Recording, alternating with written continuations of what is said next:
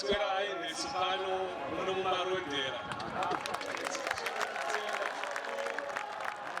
nokutisanganisa nekereke yake muno munzvimbo yemarondera.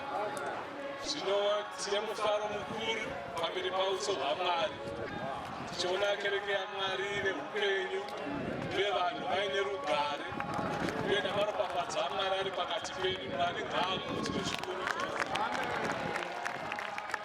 Zvino tadzidziswa naMweya Mutsvene, zvinomubata shoko iroro kuti vauya vaine zvikumbiro Mwari anzwa kukumbira kwenyu.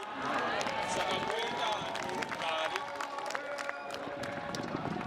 munhu wake hatiuoni, asi ndiye ane shoko rati paungana vairi vatatu muzita rangu neni ndichange ndiripo.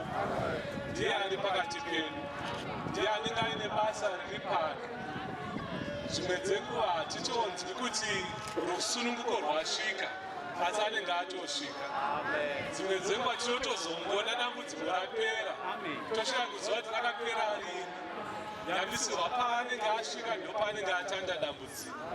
Saka chiripo kugamuchira nokutenda, kuziva kuti Mwari ndiye mhinduro pamikumbiro yedu yose. Kuna Mwari zvitauro uchimudza iye zvinokudini? Zvinokumanikidza. Zvino ndiye mhinduro pamibvunzo yedu yose. Mhinduro dzake ndi hongu naemeni pana zvose. Saka moenda nomufaro, moenda norugare, muchengetedze rugare kwese kwese muAfrica yedu. Sabata rinouya hanzi muchange muri pano zvakare kusimbisa avo vagamuchira uye kuti vabhabhatidzwe muAfrica yedu. Tipfugamai tigamuchire nguva.